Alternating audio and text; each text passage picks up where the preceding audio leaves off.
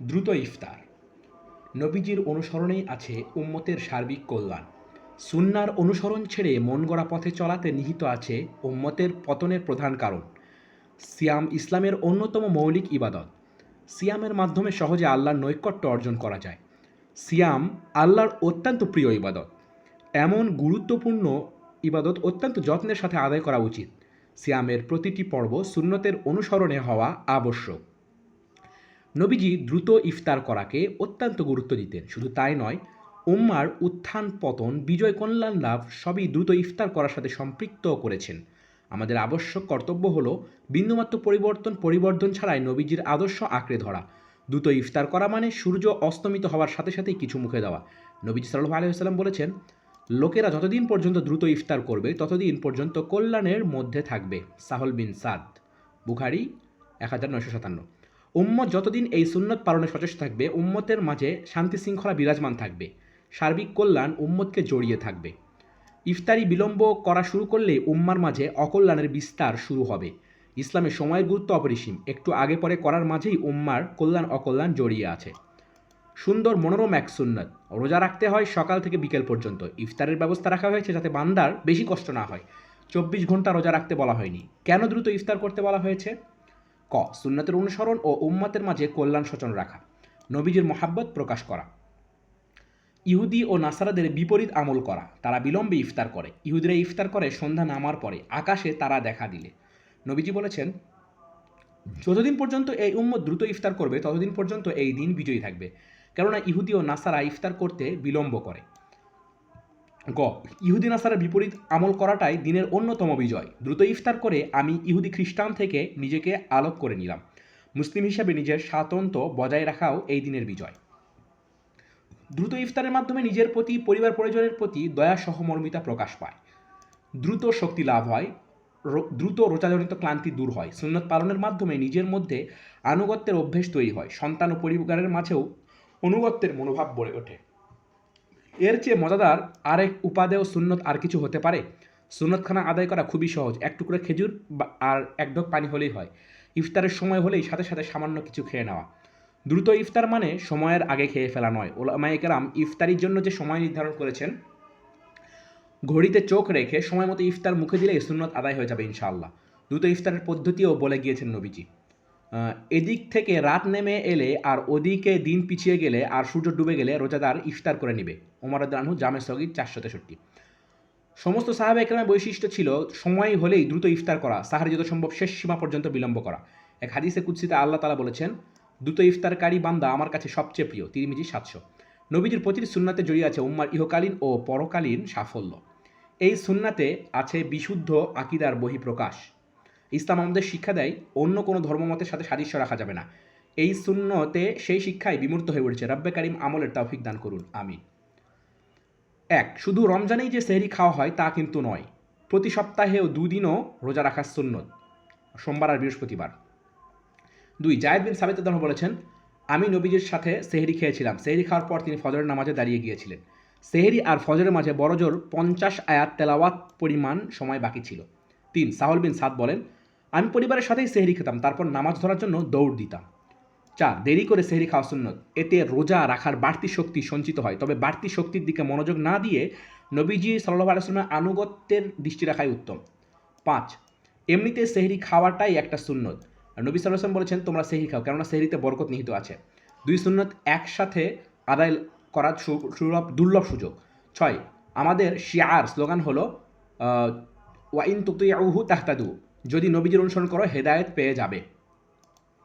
আচ্ছা, রোজাদারকে ইফতার করানো বিনা পুঁজিতে ব্যবসা। একজন রোজাদারকে ইফতারি করালে পুরোপুরি একটা রোজার সওয়াব, যা তা ব্যাপার। নবী সাল্লাল্লাহু আলাইহি ওয়াসাল্লাম বলেছেন, যে একজন রোজাদারকে ইফতার করালো তার জন্য রোজাদারের মতো সওয়াব লেখা হবে, আবার রোজাদারের সওয়াব মোটেও কমবে না।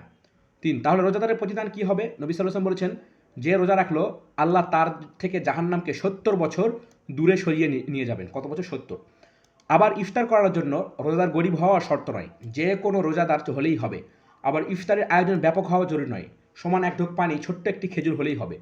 মজার বিষয় হলো ক্ষুধার্ত ব্যক্তিকে খাবার দান করাও একটা সুন্নত। তাহলে রোজাদারকে ইফতার করলে দুইটা সুন্নত আদায় হবে।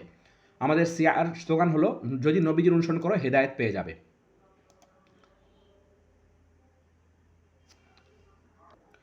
ইফতারির সময় দোয়া। রোজা চমৎকার একটি ইবাদত। প্রতিদান আল্লাহ তাআলা সরাসরি নিজ হাতে দেওয়ার অঙ্গীকার করেছেন।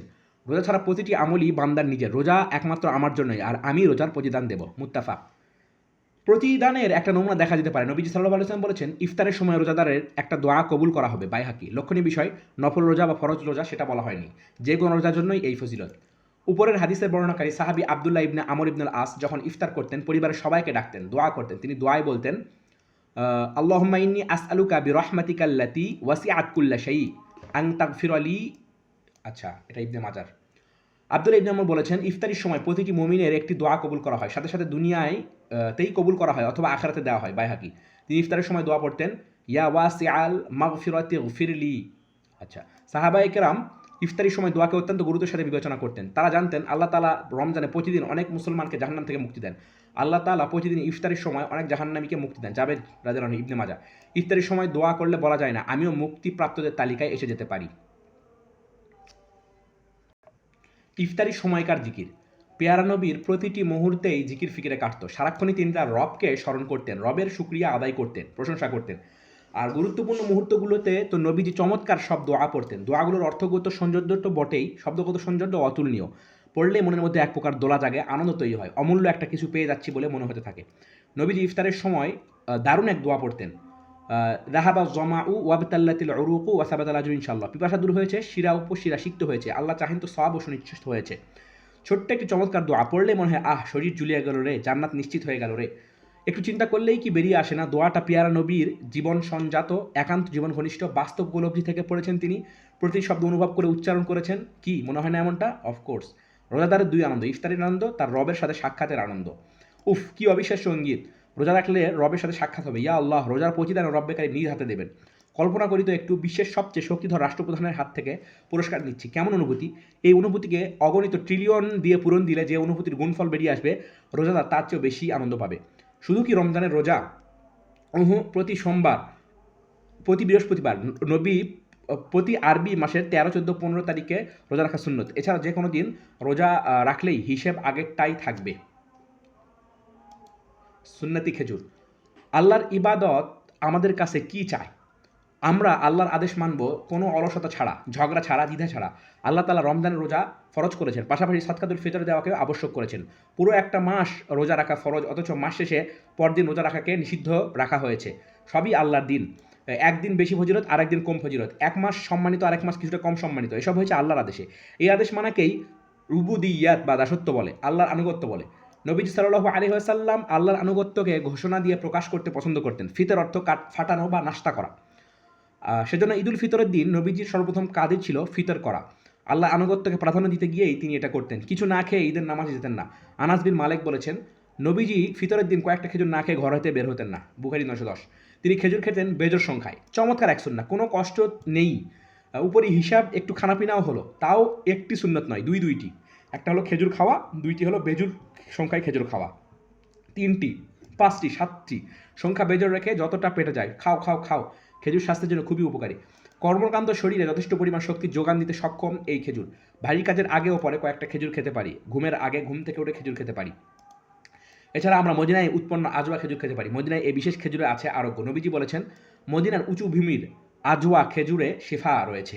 তিনি বলেছেন, এগুলো প্রতি সকালে খেলে বিষমুক্ত ওষুধের কাজ করে। আয়েশা রাদিয়াল্লাহু আনহা, মুসলিম 2074। শুধু তাই না, আজওয়া ও তার গাছকে নবীজি বিরল এক সম্মানে ভূষিত করেছেন। নবীজি বলেছেন, আজওয়া ও তার গাছ জান্নাত হতে এসেছে। রাফে বিন আমর, ইবনে মাজাহ 3456। খেজুর আল্লাহর এক অপূর্ব নিয়ামত। খেজুর গাছ ও আল্লাহর এক বিশেষ সৃষ্টি। খেজুরের অনেক প্রকার আছে। আজওয়া খেজুর সবার সেরা। নবীজি এই খেজুরের প্রশংসা করেছেন।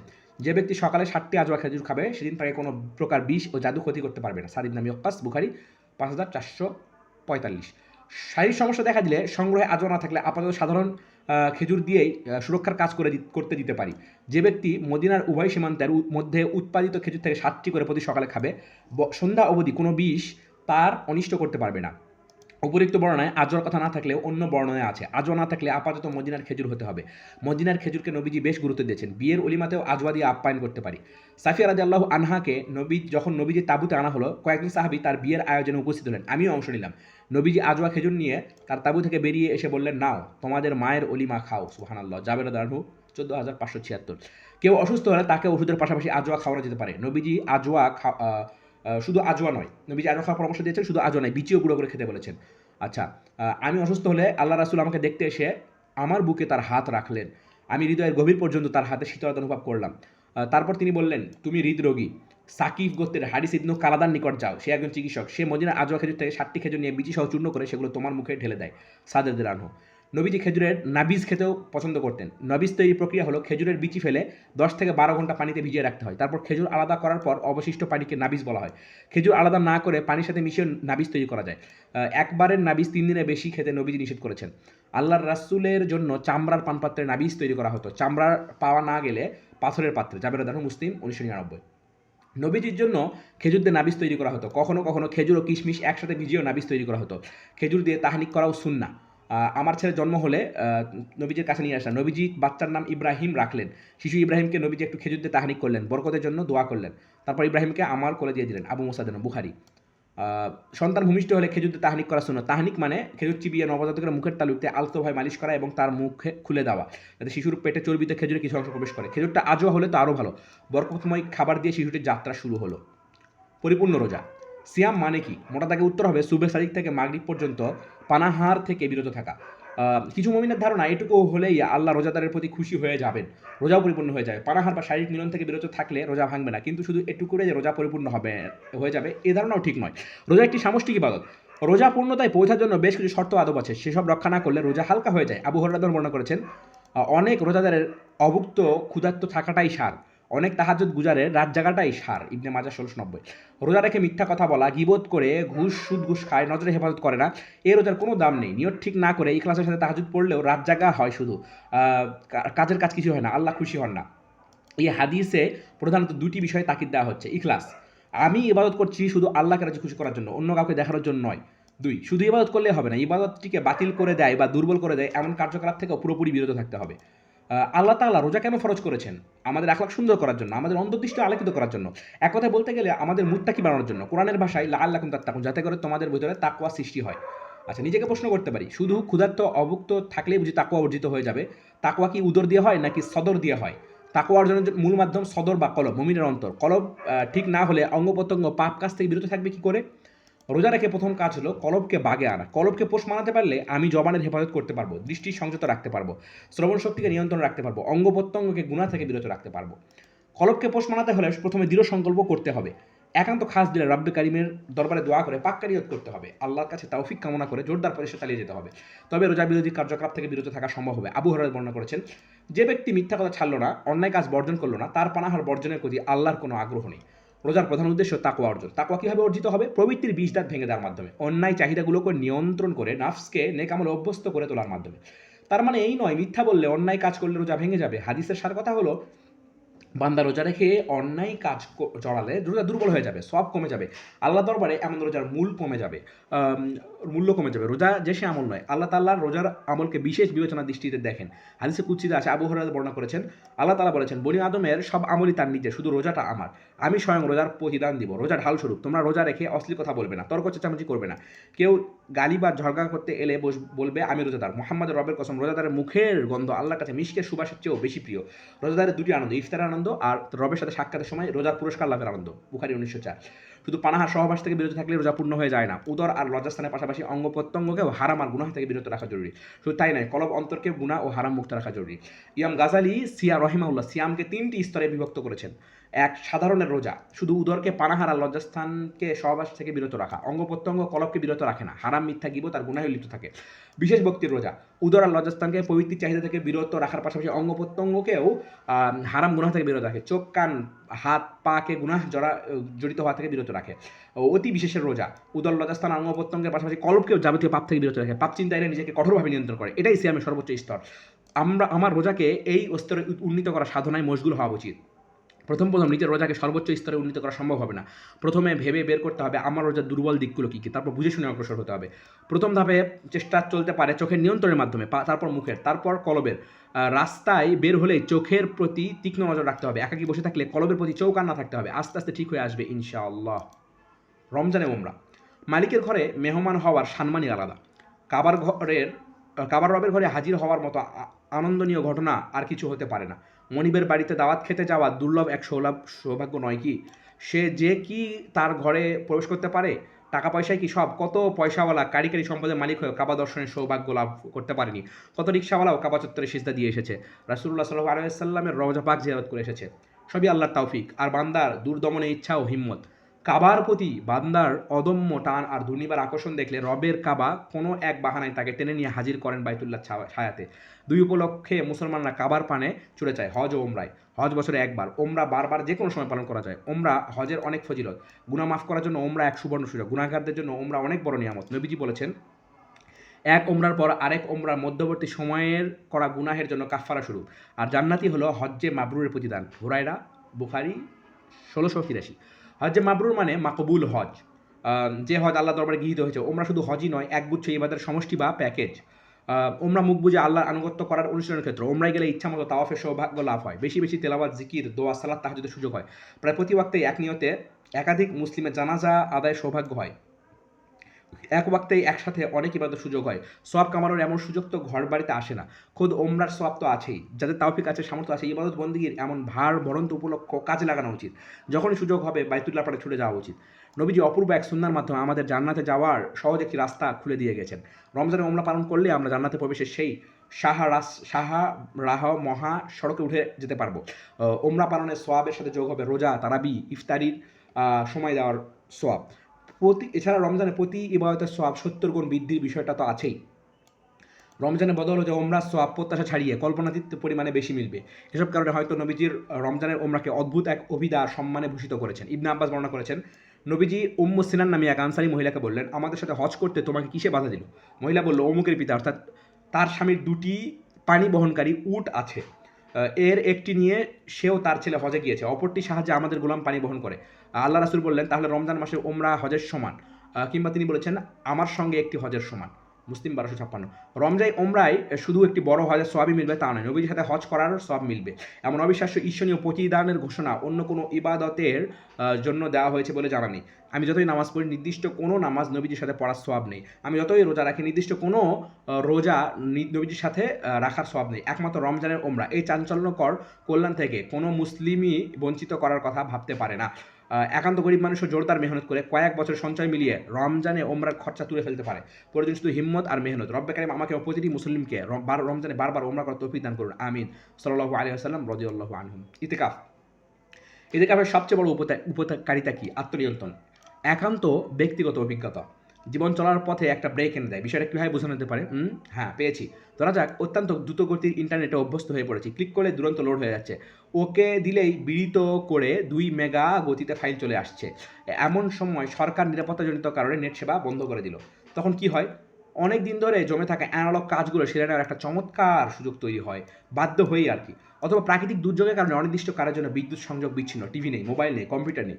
অথবা পুলিশের ভয়ে কিছুদিন আন্ডারগ্রাউন্ডে চলে যেতে হলো।